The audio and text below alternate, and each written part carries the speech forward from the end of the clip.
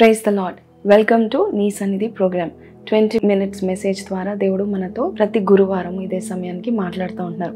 ఈరోజు కూడా స్తుతి చెల్లించుటలో ఉన్న గొప్పతనం మనము తెలుసుకోబోచున్నాము. మరి గత వారాల్లో వింటా ఉన్నాం, చాలామంది స్తుతి యొక్క గొప్పతనాన్ని వారికి వచ్చిన రాని మాటల్లో చెప్తా ఉంటున్నారు. కానీ ఈరోజు కొంచెం డీప్గా మనము వెళ్ళబోచున్నాం. చిన్న ప్రార్థన చేసి మొదలు పెట్టుకుందామా. పరిశుద్ధుడా మహోన్నతుడవు తండ్రి, నా నోటిని బూరగా వాడుకొని ప్రతి బిడ్డతోనూ మాట్లాడి మాకు కావలసిన తాళపు చెవులు, పరలోక తాళపు చెవులు మాకు ఈ వాక్యం ద్వారా ఇస్తున్నందుకు నీకే వందనాలు తెలియపరుస్తూ యేసునామమున అడిగి వేడుకొంచున్నాం తండ్రి, ఆమేన్. సో చాలామందికి స్తుతి చెల్లించడం వల్ల వారి జీవితాల్లో ఎంత మార్పు వస్తుందో చాలామందికి తెలీదు. స్తుతి దేవుని యందు మనము స్తుతులు చెల్లిస్తే, దేవునికి ఆయన నామాన్ని మనం స్తుతులు చెల్లిస్తూ ఉంటుండగా, దేవుని మహిమపరుస్తూ ఉంటుండగా దేవుని యొక్క మహిమతో మనల్ని దేవుడు నింపుతాడు. అంతేకాదు స్తుతి యాగము చేయవాడు నన్ను మహిమపరచును, అంతేకాదు నేను వారిని రక్షించడానికి నేను వస్తున్నాను అనేసి దేవుడు మరి కీర్తనలు 50వ కీర్తన ఆఖరి వచనంలో మనం చూస్తున్నాం. కాబట్టి ఈరోజు స్తుతి చెల్లించటం వలన ఉన్న గొప్పతనము ఏంటో మనం తెలుసుకోబోతున్నాం. స్తుతి వల్ల వచ్చే గొప్పతనం చాలామందికి తెలీదు. కానీ స్తుతి మన స్థితిలను మారుస్తుంది. మనల్ని ఉన్న స్థితిలో నుండి ఉన్నత స్థితిలోనికి తీసుకెళ్తా ఉంది. మనల్ని దీన స్థితిలో నుండి ధన్య స్థితిలోనికి తీసుకువెళ్ళేది స్తుతి. కాబట్టి ఈరోజు ఈ మాటలు వింటున్న నీవు కరెక్ట్గా నేను 7 పాయింట్స్ చెప్తాను. ఈ 7 పాయింట్స్ మన జీవితంలో స్తుతి ద్వారా ఎలాగ జరగబోచున్నాయో మనము నేర్చుకోబోచున్నాం. బైబిల్ సెలవిస్తుంది 107వ కీర్తన 1వ వచనం, 106వ కీర్తన 1వ వచనము, 136వ కీర్తన, 145వ కీర్తన, అలాగే 33వ కీర్తన, 92వ కీర్తన, 96వ కీర్తన, 100వ కీర్తన, ఇవన్నీ కూడా మనం చూసినట్లయితే యెహోవాను స్తుతించుట మంచిది అని దేవుడు తెలియపరుస్తున్నాడు. అంతేకాదు యెహోవాని స్తుతించాలి, ఎందుకంటే ఆయన దయాళుడు, ఆయన చాలా మంచివాడని దేవుని యొక్క వాక్యము సెలవిస్తుంది. దేవుని స్తుతించుటలో ఆయన యొక్క మంచితనాన్ని మనము ప్రచురం చేస్తూ ఉంటుండగా దేవుని యొక్క మంచితనము మన యొక్క స్థలాలలో నింపబడతా ఉంటుంది. దేవుడు మనకి మంచి చేసేవాడు కదా, యెహోవా అందరికీ ఉపకారం. ఆ ఉపకారి మన జీవితాల్లో అడుగు పెట్టాలంటే కేవలం స్తుతి ద్వారా వస్తూ ఉంటాడు. స్తుతుల సింహాసనం పైన ఆసీనుడైతా ఉంటాడు. స్తుతి అనే రాజ మార్గం మనం వేసినప్పుడు ఆ మహిమ గల రాజు మనము మహిమ పరుస్తూ ఉంటుండగా ఆయనకి మనం ఒక దారి, ఒక రాజమార్గాన్ని మనము ఏర్పాటు చేస్తూ ఉంటున్నాము. చాలామందికి తెలీదు, దేవుని ఎందుకు స్తుతించాలో తెలీదు. ఆయన చాలా మంచివాడు, ఆయన మన పట్ల దయ చూపిస్తున్నాడు.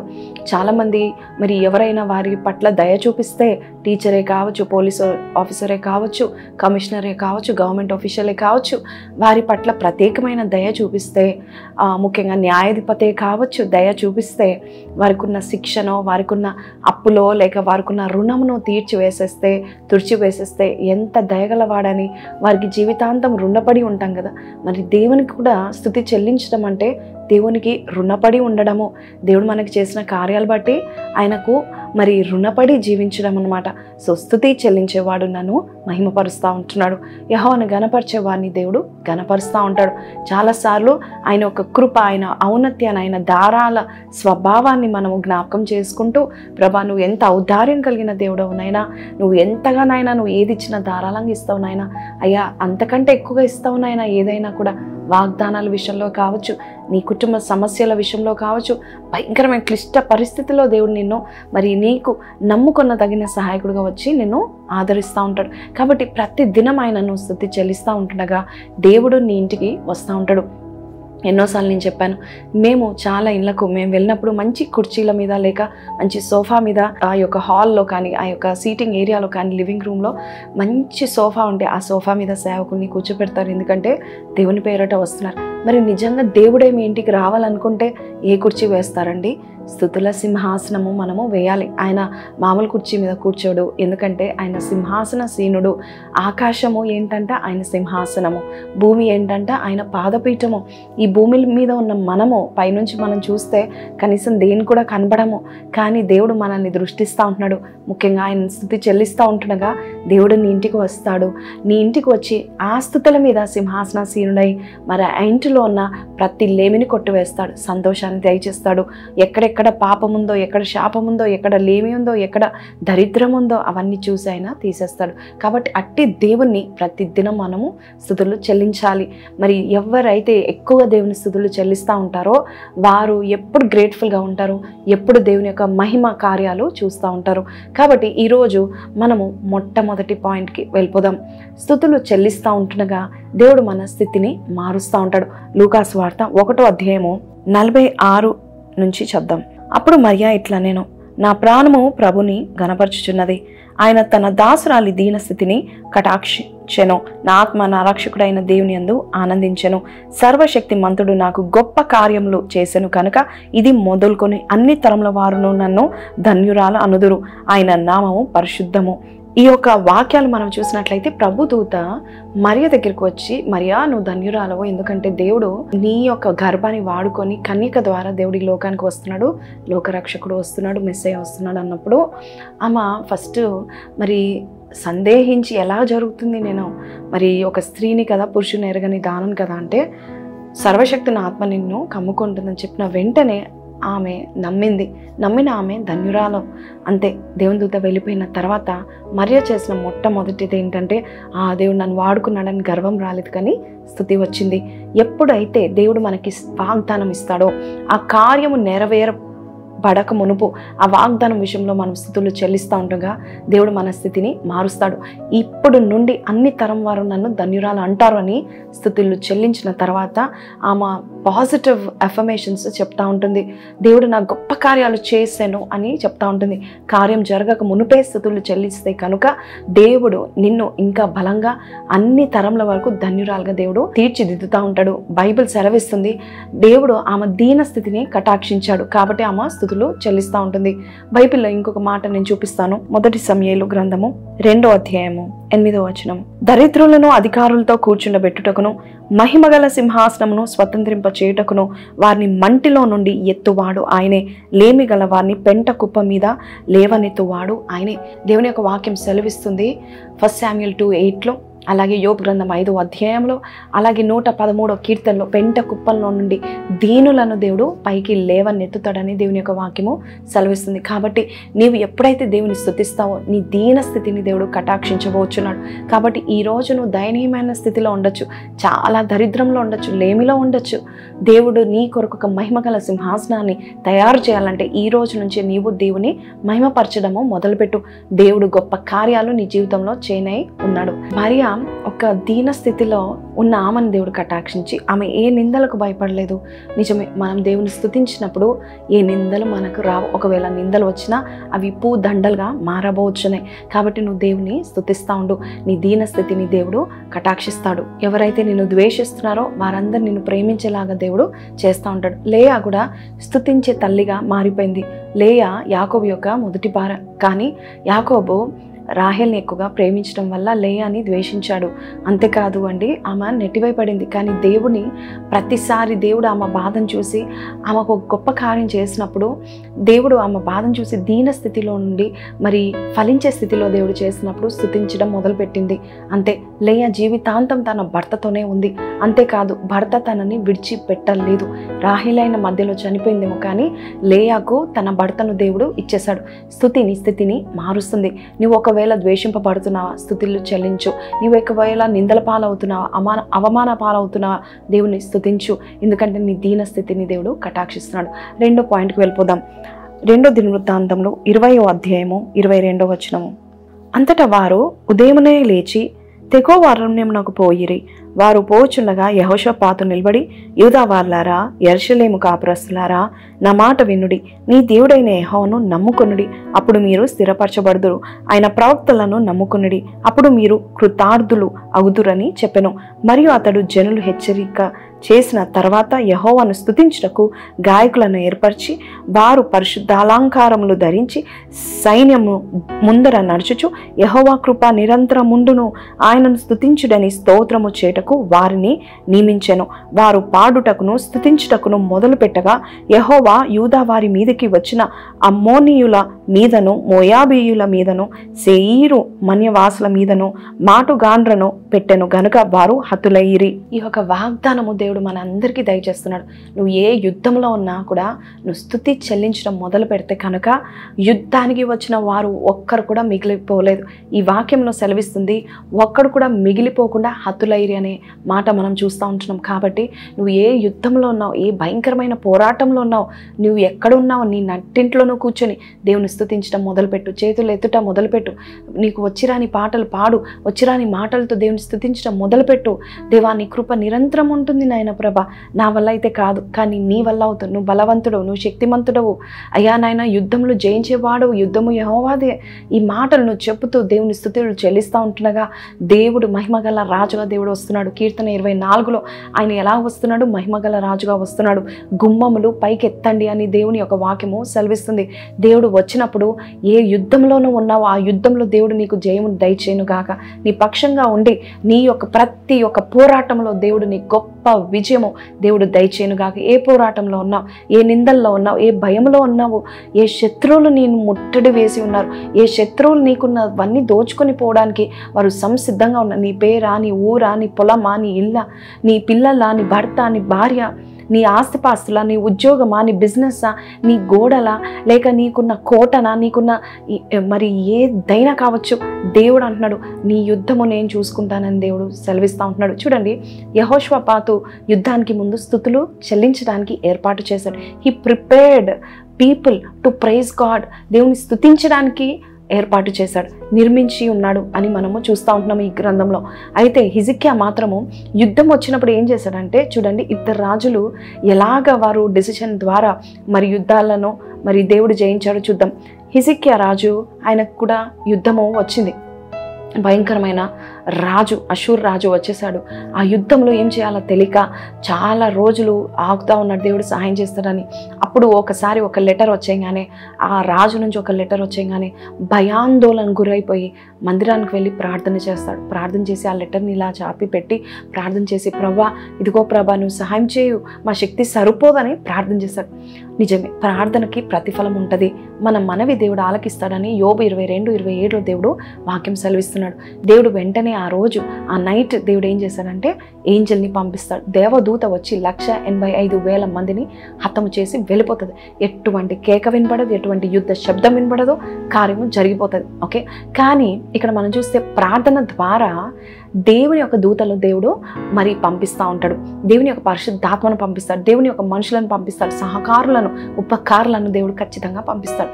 కానీ నువ్వు స్తుతి చెల్లిస్తే యుద్ధము మాత్రం యెహోవాదే, యెహోవాయే వస్తాడు, ఆయనే చూసుకుంటాడు, ఆయనే కన్ఫ్యూజన్ ఇస్తాడు. ఏ ఒక్క దూత రాలేదు యెహోషాపాతుకి, దేవుడే స్వయంగా దిగి వచ్చి మరి వారికి సహాయంను దయచేస్తూ ఉంటాడు. అంతేకాదు, స్తుతి తర్వాత 3 రోజుల కొల్ల సొమ్మును వారు కూర్చుకున్నారంట. ఇదే అధ్యాయంలో మనం చూస్తే 20వ అధ్యాయంలో మరి 3 రోజులు పట్టిందంట. వారి వెండి బంగారం, వారికున్న ఆస్తిపాస్తులు, శత్రువులు వదిలిపెట్టిన ప్రతి ఆస్తిపాస్తి కూడా ఎవరు వశమైపోయింది? యెహోషాపాతు వశమైపోయింది. నాశనం కాదు కదా, ఇంకా ఉల్టా ఏం జరిగిందంటే ఇంకా వారికి ఎదురు సొమ్ము దొరికింది.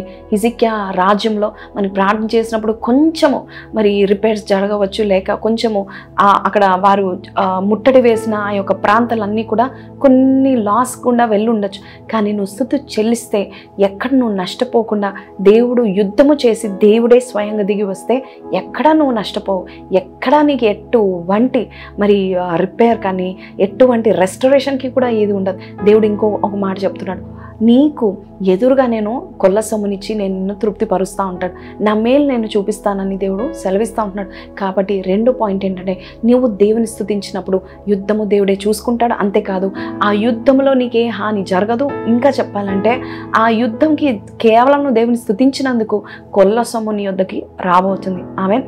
3వ పాయింట్కి మనం వెళ్ళిపోదాము. 1 తిమోతి పత్రిక 4వ అధ్యాయం 4వ వచనం నుంచి చూద్దాం. దేవుడు సృజించిన ప్రతి వస్తువును మంచిది, కృతజ్ఞతాస్తుతులు చెల్లించి పుచ్చుకొనిన ఎడల ఏదియో నిషేధింప తగినది కాదు.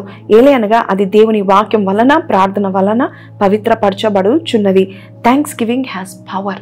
చాలా జ్ఞానంతో ఈ మాటలు మనము చదవాలి. దేవుడు సృజించిన ప్రతిదీ మంచిదే, అయితే ఏదియో నిషేధింప తగినది కాదు. ఎప్పుడు అంటే కృతజ్ఞతాస్తుతులు చెల్లిస్తే.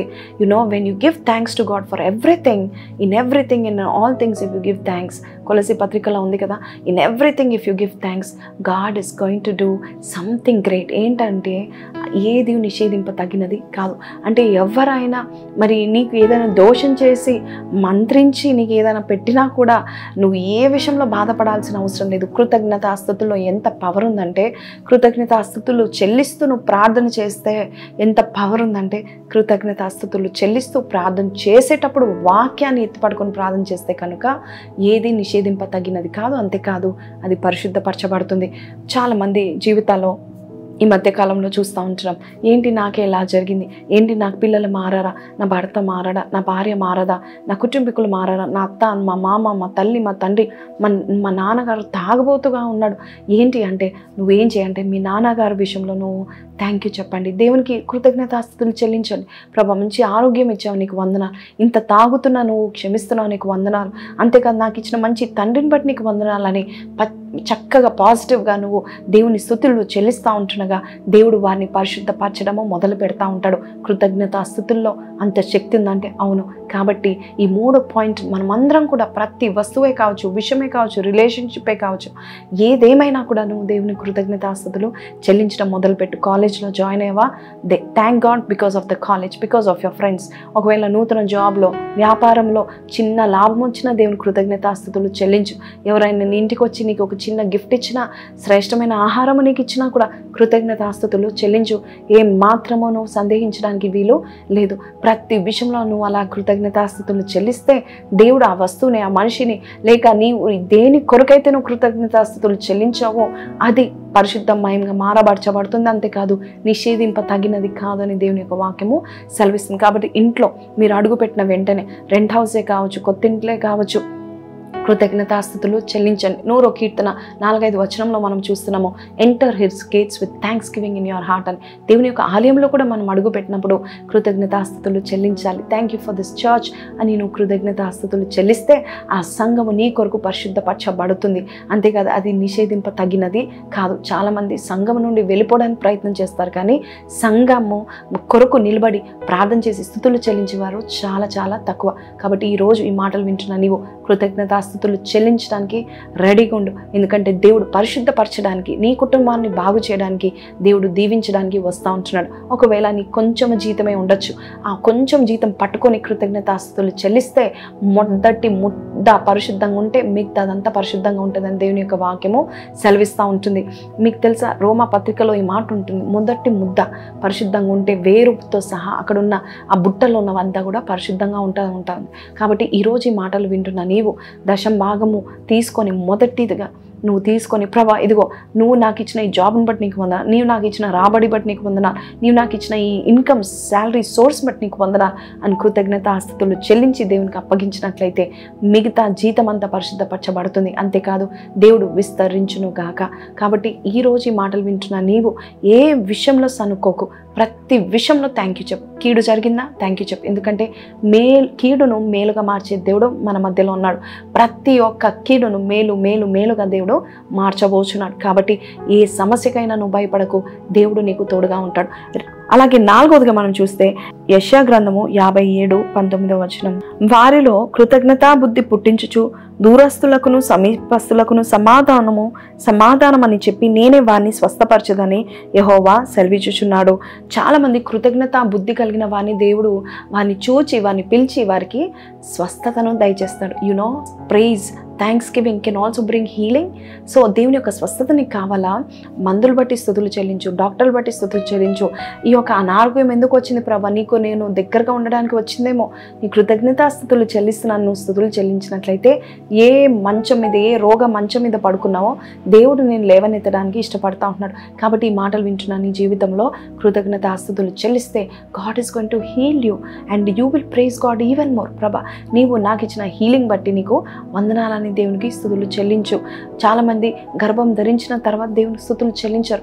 ఆ గర్భం బట్టి ఎక్కడైనా కీడు జరిగితే కనుక చాలా బాధపడుతూ ఉంటారు. కానీ దేవుడు అంటున్నాడు, నీవు కృతజ్ఞతాస్తుతులు చెల్లించి చూడు, you are going to be healed. అలాగే నెక్స్ట్ పాయింట్ మనము వెళ్ళిపోదామండి. జెకర్యా 8వ అధ్యాయము 23వ వచనం. సైన్యములకు అధిపతి యెహోవా సెలవిచ్చినది ఏమనగా, ఆ దినములలో ఆయా భాషలు మాట్లాడు అన్యజనుల్లో 10 మంది ఒక యూదుని చెంగు పట్టుకొని, దేవుడు మీకు తోడుగా ఉన్నాడని సంగతి మాకు వినబడింది కనుక మేము మీతో కూడా వస్తున్నామని చెప్పిరి. ఈ యొక్క మాటలను అర్థం ఏంటంటే, యూదులను దేవుడు మరి చూపిస్తూ అంటా ఉంటున్నాడు. మనుషులు అంటారంట యూదులను చూసి, దేవుడు నిశ్చయంగా మీకు తోడుగా ఉన్నాడు. ఇజ్రాయెల్లో ఏ పేరు లేదు, ఒకటి యూదులను గురించి దేవుడు ఎందుకు అన్నాడంటే, యూదులు ఎక్కువగా దేవుని స్తుతించేవారు. యూదా అంటేనే స్తుతి, యూదా అంటే పేరు ఏంటంటే స్తుతి. సో యూదా బదులు మనం స్తుతి అని చెప్తే కనుక చూడండి, దేవుడు స్తుతులు చెల్లించే వారి యొక్క చెంగు పట్టుకొని, దేవుడు మీకు తోడుగా ఉన్నాడనే సంగతి మాకు వినపడిందని అన్యజనులు అందరూ గాక అనే మాట దేవుడు మనకి ఈరోజు సెలవిస్తున్నాడు. కాబట్టి మనుషులందరూ నీ వైపు తిరిగి వారంటారు, దేవుడు నిజంగా దేవుడు నీకు తోడుగా ఉన్నారని. దేవుడు యూదులను దేవుడు నిలబెట్టబోచున్నాడు. దేవుడు ఎవరికి తోడుగా ఉంటారు? స్తుతి చెల్లించే వారికి దేవుడు తోడుగా ఉంటారు. ప్రతి విషయంలో బలిపీఠం కట్టే వారికి దేవుడు తోడుగా ఉంటారు. అబ్రహాము ప్రతి విషయంలో బలిపీఠం కట్టారు. ఇస్సాకు కూడా మరి బావులు తవ్వుతూ ఉంటుండగా మరి శత్రువులు వచ్చి ఆ బావులు మూసేసిన ఇంకొక బావి మరి తెరిచి, దేవా ఈ బావి తెరిచినందుకు నీకు వందనాలు, ఇక్కడ నీళ్ళు ఇచ్చినందుకు నీకు వందనాలు స్తుతులు చెల్లిస్తూ మరొక బావిని తెరిచారు. అది కూడా పూర్తి చేస్తే మరొక బావిని తెరిచారు. అందుకే యూదులుగా పిలువబడ్డారు. ఈరోజు నీవు కూడా దేవుని స్తుతులు చెల్లిస్తూ ఉంటుండగా దేవుడు నిన్ను దీవించును గాక. నీ బావిల్లో ఊటలన్నీ బయటికి వచ్చును గాక. నువ్వు స్తుతులు చెల్లిస్తూ ఉంటుండగా నీకేది లోటు ఉండదు. ఫలభరితంగా దేవుడు నిన్ను చేస్తాడనే పాయింట్ మనము విన్నాం. 6వ పాయింట్కి వెళ్ళిపోదామండి. లూకా సువార్త 9వ అధ్యాయము 16వ వచనం. అంతటా ఆయన 5 రొట్టెలను 2 చేపలను ఎత్తుకొని ఆకాశము వైపు కనులెత్తి వాటిని ఆశీర్వదించి విరిచి జన సమూహంనకు వడ్డించుటకై శిష్యులకు ఇచ్చెను. వారందరూ తిని తృప్తి పొందిన తర్వాత మిగిలిన ముక్కలు 12 గంపలు ఎత్తిరి. చూసారండి, the 6th point is విస్తరించుట. Multiplication comes after praise. యేసు ప్రభు మనకు ఒక సాదృశ్యం చూపిస్తూ ఉంటున్నాడు. ఎన్ని రొట్టెలు ఉన్నాయి? 5. ఎన్ని చేపలు ఉన్నాయి? 2. కానీ దేవుడు ఏం చేశాడు? ఎందుకు తండ్రి నువ్వు 5 రొట్టెలు ఇచ్చారు, ఇక్కడ 5,000 పురుషులు ఉన్నారు అని అనలేదు. దేవుడు ఏం చేశాడు? యేసు ప్రభు అంటే తండ్రి వైపు చూసి, తండ్రి నువ్వు నాకు ఇచ్చిన 5 రొట్టెలు బట్టి నీకు వందనాలు, 2 చేపలు బట్టి నీకు వందనాలు. మనం ఎన్నిసార్లు అలాగే చెప్తా ఉంటాం? మనకు వచ్చిన శాలరీ బట్టి దేవానికి వందనాలు అంటున్నాం. వచ్చి ఏంటి ప్రభా వాడికి 1,00,000 రూపాయలు శాలరీ ఇచ్చావు, నాకు 10,000 రూపాయలు ఇచ్చావు అని నువ్వు అనుకుంటున్నావా? లేదు, నీ 10,000 రూపాయలు దేవుడు 10 కోట్లు చేయగల సమర్థుడు, విస్తరింపగల సమర్థుడు. క్షణాలు విస్తరించేస్తాడు. ఇక్కడ 5 రొట్టెలు 2 చేపలు ఆయన ప్రార్థన చేసి వాటిని విరిచి పంచిపెట్టిన వెంటనే అది విస్తరించి ఎన్ని గంపలు మిగిలేంత అయినాయి? 12 గంపలు మిగిలేంత అయినాయి. కాబట్టి నీవు కూడా ఈ మాటలు వింటున్నా నీ జీవితంలో. You want multiplication, you want increase. The Bible says our God is a God of increase. మన ప్రభు ఎలాంటి దేవుడు అంటే విస్తరించే దేవుడు. ఎబ్బేసు ప్రార్థన చేశాడు కదండి, ఆయనని దేవుడు విస్తరించలేదా? నా సరిహద్దులను విశాలపరచమని ప్రార్థన చేశాడు. యెషయా 54లో దేవుడు అంటున్నాడు కదా, ఇదిగో నువ్వు విస్తరించబోచున్నాను, నేను నిన్ను విస్తరింప చేయబోచున్నాను, కాబట్టి నీ ఒక గుడారాలను విశాలపరచుకొని దేవుడు చెప్పలేదా? అలాగే మన ప్రభు ఏదైతే దేవుడు అంటున్నాడు, నీవు నాకు ఇచ్చేది నేను నీకు ఏమిస్తానో, నేను నీకు వడ్డీతో సహా నేను తిరిగి నీకు ఇస్తాను. నేను మలాకి 3:10-11లో ఉన్నట్టుగా నేను ఆకాశ వాకిళ్లను తెరచి పట్టజాలనని విస్తారమైన దీవెనలు నేను నీకు దయచేస్తానని దేవుడు చెప్తున్నాడు. అలాగే యాకోబు 1:5లో ఆయన ఎవరిని గద్దింపక ధారాళంగా దేవుడు దయచేస్తాడు, జ్ఞానం ఇస్తాడని దేవుని యొక్క వాక్యము సెలవిస్తుంది. కాబట్టి ఈరోజు ఈ మాటలు వింటున్న నీవు, we have a God of increase. So when you praise God, అయ్యా నువ్వు నాకు ఇచ్చిన ఈ చిన్ని 5 రొట్టెలు బట్టి, ఈ చిన్ని 2 చేపలు బట్టి నీకు వందనాలు అని కృతజ్ఞతాస్తుతులు చెల్లిస్తే ఎన్ని వేల మంది తిన్నారు? స్త్రీలు పిల్లలు లెక్క పెట్టక కేవలం పురుషులు లెక్క పెడితే కనుక ఎన్ని వేల మంది తిన్నారు? 5,000 మంది తిన్నారు. అంటే నీవు కృతజ్ఞతాస్తుతులు చెల్లిస్తే, నీ జాబ్ బట్టి కృతజ్ఞతాస్తుతులు చెల్లిస్తే దేవుడు నిన్ను పోషించి పోషణకర్తగా చేయను గాక. ఎంతో మంది మరి కడుపు నింపబోచున్నావు, దేవుడు నిన్ను అంతగా విస్తరించును గాక. ఒక్కలో ఇద్దరికి నేను పోషిస్తున్నాను గొప్పతనం లేదు, వేల మంది సంఖ్యలో నువ్వు పోషిస్తున్నావు అనేది గొప్ప దీవెనకరము. జాయిస్ మాయర్ ఎంతమందికి తెలుసు? చాలా మందికి తెలుసు. మీకు ఒక మాట చెప్పనండి, రిసెషన్ అనేది భయంకరంగా మరి ఒక పాయింట్ ఆఫ్ టైంలో ఆర్థిక వ్యవస్థ, లోకంలో ఉన్న ఆర్థిక వ్యవస్థ అంతా కదిలింపబడి జాబ్లు ఊడిపోయాయి, అందరు పేదరికంలో వెళ్ళిపోయారు. అటువంటి సమయంలో, జాబ్స్ లేని సమయంలో జాయిస్ మేయర్ గారు దేవుడు ఎంత విస్తరించాడంటే అదే సంవత్సరంలో, అదే 2 ఏళ్లలో అంట చాలామంది అనాథులను ఆమె ఆదుకున్నదంట. అంతేకాదు చాలామందికి 3 పూట్ల ఆహారం పెట్టిందంట. ఒక ఆఫ్రికా దేశ ఖండాన్ని దత్తత తీసుకుని ఆ యొక్క ఖండాన్ని, ఆ యొక్క కాంటినెంట్ని మొత్తాన్ని, almost the southern part of the continent మొత్తాన్ని పోషించదగిందంట. అంటే జాయిస్ మేరీ ఎవరు? ఒక స్త్రీ. మరి రిసెషన్ టైంలో ప్రపంచం అంతా కూడా భయంకరమైన దురవస్థ సమయంలో జాయిస్ మేయర్ గారు చాలామందిని పోషించారంట. కాబట్టి నీవు ప్రతి విషయంలో కృతజ్ఞతాస్తుతులు చెల్లిస్తూ దేవుడిచ్చిన 5 రొట్టెలే కావచ్చు, నువ్వు థ్యాంక్ యూ చెప్తే, దశంభాగం నువ్వు తీస్తే అనేకులకు నువ్వు సహాయకరంగా ఉంటావని దేవుని యొక్క వాక్యము సెలవిస్తుంది. ఇక ఆఖరి పాయింట్కి వెళ్ళిపోదామా? అపోస్తల కార్యం 16వ అధ్యాయము 25 నుంచి చూద్దామండి. అయితే మధ్యరాత్రి వేళ పౌలును సీలయు దేవునికి ప్రార్థించుచు కీర్తనలు పాడుచుండిరి, ఖైదీలు వినుచుండిరి. అప్పుడు అకస్మాత్తుగా మహాభూకంపము కలిగెను, చెరసాల పునాదులు అదిరెను, వెంటనే తలుపులన్నీ తెరుచుకొనెను, అందరి బంధకములు ఊడెను. హల్లెలూయా. దేవుని స్తుతి చెల్లిస్తూ ఉంటుండగా ఈ 7వ పాయింట్ మనకి ఏం చెప్తుందంటే, ద్వారాలు తెరవబడును గాక. Praise opens all doors of blessing. నువ్వు దేవుని స్తుతిస్తే కనుక బంధకాలు ఏవైతే ఉన్నాయో అన్నీ కొట్టివేయబడుతుంది, శాపాలు ఏవైతే ఉన్నాయో అవన్నీ చెరసాల ద్వారాలు తెరవబడుతున్నాయి. నువ్వు ఇక మీదట బంధించబడవు, దేవుని యొక్క వాక్యం సెలవిస్తుంది. నువ్వు ఎప్పుడైతే దేవుని స్తుతిస్తావో, అర్ధరాత్రి వేళ అందరు పడుకున్నప్పుడు ప్రభువా అని నువ్వు దేవుని గట్టిగా నువ్వు దేవుని స్తుతిస్తూ ఆయన మరి ఉత్సాహంతో పాటలు పాడుతుండగా చీకటి బంధకాలు వెళ్ళిపోతూ ఉంటాయి, చీకటి శక్తులు పారిపోతూ ఉంటాయి. సాతాను ఒక్క నిమిషం కూడా నిలబడలేడండి.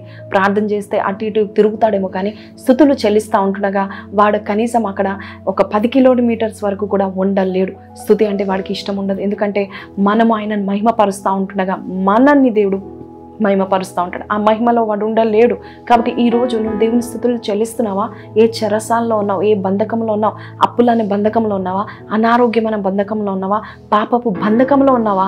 లేక శాపం అనేది మిమ్మల్ని అంటుకుందా? మీ పితరుల నుంచి వచ్చే దోషం మిమ్మల్ని అంటుకుందా? ప్రతి విషయానికి కీడు, ప్రతి విషయానికి కోపం, ప్రతి విషయానికి గొడవలు, ప్రతి విషయానికి మరి ఎంతో సనుగుదల, డిప్రెషన్, ప్రతి విషయంలో మీరు లోటును చూస్తూ ఉంటున్నారా? భయంకరమైన బంధకాల్లో ఉన్నారా? మరి ఇంట్లో భయంకరమైన శోధనకు గురి అవుతా ఉన్నారా? అక్కడే నువ్వు దేవుని స్తుతులు చెల్లిస్తూ ఉంటుండగా దేవుడు ఏం చేస్తున్నాడు అంటే చెరసాల ద్వారాలను దేవుడు తెరవబోచున్నాడు. ఎలాగంటే భూమి కంపించబోచుంది. నువ్వు స్తుతులు చెల్లిస్తూ ఉంటుండగా నీ బంధకాలు ఊడిపోను గాక.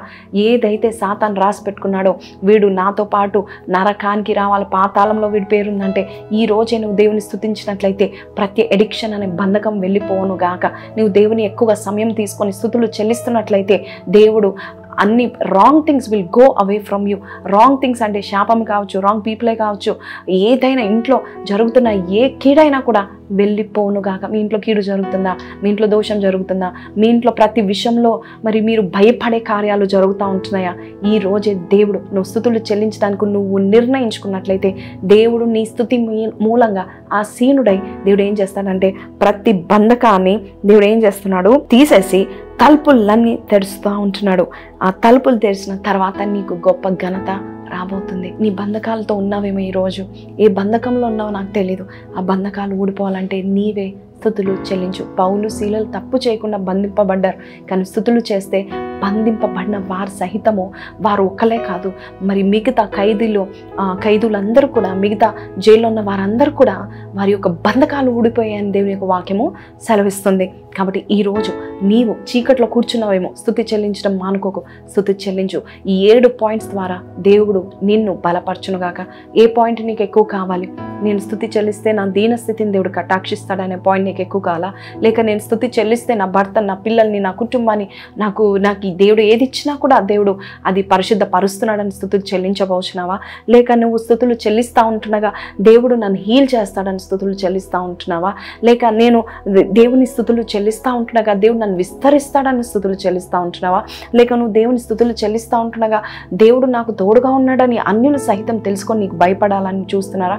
లేక నేను స్తుతులు చెల్లిస్తే నా ప్రతి యుద్ధాన్ని దేవుడు జయమును దయచేసి స్తుతులు చెల్లిస్తావా, లేక ఆఖరిగా నేను స్తుతులు చెల్లిస్తే ద్వారాలు తెరవబడును గాక అని నువ్వు ప్రకటిస్తూ నువ్వు స్తుతులు చెల్లించినట్లయితే దేవుడు నీ కొరకు అనేకమైన ద్వారాలు తెరుస్తున్నాడు. ఏ బంధకంలో ఉన్నావో, ఏ చీకట్లో కూర్చున్నావో, God is opening big doors for you. I you ready to praise God? రాసుకోండి. దేవుడు నీ జీవితంలో చేసినవన్నీ కూడా రాసుకోనండి. చాలాసార్లు దేవుడు చేసినవి మనము రాసుకోము. మనం చేసిన పాపాలు అలాగే మనకు జరిగిన కీడులను మనము రాసుకుంటాం. కానీ రాసుకోండి. దావీదు అంటున్నాడు, నా ప్రాణమా యెహోవాను సన్నుతించుము, ఆయన చేసిన ఉపకారంలో దేనిని మరువకుము అని చెప్తూ రాసుకుంటా ఉన్నాడు. ఒకసారి మార్టిన్ లూథర్ గారు మరి ప్రార్థన కూర్చున్నాడంట. ఆయన ప్రార్థన కూర్చున్నప్పుడు సాతానుడు ఆయనతో మాట్లాడుతూ ఉన్నాడంట. ఒక పేపర్ తీసుకో అన్నాడంట. పేపర్ తీసుకున్నాడంట. పెన్ తీసుకో, నీ పెన్ తీసుకొని నేను చెప్పేది నువ్వు రాయి అని చెప్పాడంట. అనగానే పెన్ తీసుకున్నాడు. అప్పుడు సాతాను అన్నాడంట, ఇప్పుడు నువ్వు ఎన్ని పాపాలు చేసావు రాసుకో ఈ పేపర్ అంతా కూడా చెప్పాడంట. వెంటనే మార్టిన్ లూథర్ గారు ఒక నల్ల పెన్ తీసుకొని ఆయన చేసిన పాపాలన్నీ రాశాడు. ఒక పేజ్ అంతా నిండిపోయింది, ఇంకో పేజ్ అంతా కూడా నిండిపోయింది. ఇప్పుడు సాతాను అంటున్నాడంట, రాసావు కదా, ఇప్పుడు ఇదంతా నువ్వు చేసావు, ఇదంతా నువ్వు చేసిన వాడివి నువ్వు ఏమని చెప్తున్నావు, నేను పరలోకానికి ప్రవేశిస్తాను అని నువ్వు బాగా బలంగా ప్రసంగిస్తున్నావు కదా, ఎలాగ ప్రవేశం అవుతుంది నీకు, ఇంత భయంకరమైన పాపాలు చేసావు కదా, నీకు పరలోకంలో నీకు ఎలా ప్రవేశం అవుతుంది అని సాతాను నిలదీసి మార్టిన్ లూథర్ గారిని మరి అడుగుతూ ఉంటుండగా ఆ యొక్క పేపర్ అలాగే పెట్టుకొని మార్టిన్ లూథర్ గారు ఆ టేబుల్ మీద ఉన్న ఒక రెడ్ ఇంక్ తీసుకొచ్చి మరి ఆ ఇంక్ ఆ యొక్క నల్లటి మరి ఆ ఇంక్ పెన్తో రాసుకున్నాడండి. ఆ ఇంక్ మీద నల్లటి ఇంక్ మీద మరి ఎర్రటి ఇంక్ని ఆ బాటిల్ని విరగొట్టేస్తాడు. ఆ కాగితం అంతా కూడా ఎర్రగా మారిపోతూ ఉంటుంది.